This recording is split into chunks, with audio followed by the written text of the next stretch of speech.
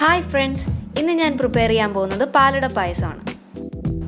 അതിനായിട്ട് ഞാനിവിടെ 200 ഗ്രാം അരിയടയിൽ നിന്ന് 100 ഗ്രാം എടുത്തിട്ടുണ്ട്. ഇവിടെ ഞാൻ ഈ സൈസിലാണ് എടുത്തിരിക്കുന്നത്. വേണമെങ്കിൽ നമുക്ക് ഇതിൽ നിന്നും ചെറിയ പീസസ് ആക്കാം. ചവ്വരി ഞാനിവിടെ 10 മിനിറ്റ് കുതിർക്കാൻ വെച്ചതിന് ശേഷം വേവിക്കാൻ വെച്ചിട്ടുണ്ട്. നന്നായിട്ട് തിളച്ച് വന്ന വെള്ളത്തിലേക്ക് അട ചേർക്കാം. അട ഒട്ടിപ്പിടിക്കാതിരിക്കാൻ 1 സ്പൂൺ നെയ്യൂടെ ചേർത്ത് നന്നായി വേവിച്ചെടുത്തതിന് ശേഷം തണുത്ത വെള്ളത്തിൽ കഴുകിയെടുക്കാം. ഒരു വലിയ സ്പൂൺ നെയ്യ് ചൂടായി വരുമ്പോഴത്തേക്കും കാഷ്യൂം റൈസിൻസും ഫ്രൈ ചെയ്തെടുക്കാം.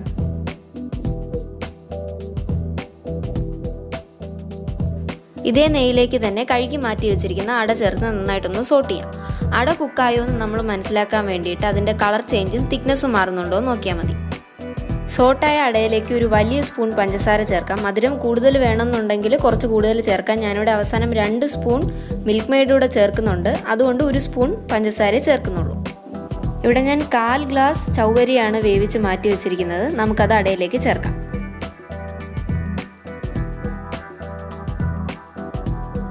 ഇവിടെ ഞാൻ 1/2 ലിറ്റർ പാല് ഓൾറെഡി തിളപ്പിച്ച് വെച്ചിട്ടുണ്ട്. അതിൽ നിന്ന് പകുതി നമുക്ക് അടയിലേക്ക് ചേർക്കാം. പാലും അടയും ചവ്വരിയും നല്ലപോലെ മിക്സ് ചെയ്തെടുക്കണം. പായസം പ്രിപ്പയർ ചെയ്ത് കുറച്ച് തണുത്ത് കഴിയുമ്പോഴത്തേക്കും കട്ടിയായി പോകാൻ ചാൻസ് ഉണ്ട്. അപ്പോൾ നമുക്ക് ബാക്കി പാലൂടെ ഇതിലേക്ക് ചേർക്കാം.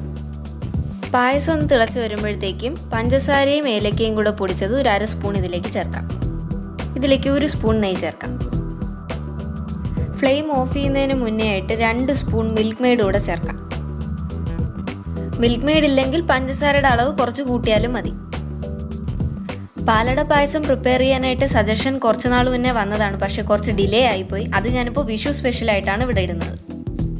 പായസം സെർവിങ് ബൗളിൽ മാറ്റിയതിന് ശേഷം ഫ്രൈ ചെയ്ത കാഷ്യൂ റൈസിൻസും ചേർക്കാം. വളരെ ടേസ്റ്റി ആയിട്ടുള്ള പാലട പായസം റെഡി ആയിട്ടുണ്ട്. എല്ലാവരും വീട്ടിൽ ട്രൈ ചെയ്ത് നോക്കുക.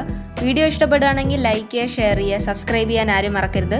പുതിയ വീഡിയോസിൻ്റെ നോട്ടിഫിക്കേഷൻസ് കിട്ടാൻ വേണ്ടി ബെൽ ഐക്കൺ കൂടെ പ്രസ് ചെയ്യുക. അടുത്ത വ്ലോഗിൽ കാണും വരെ ബൈ.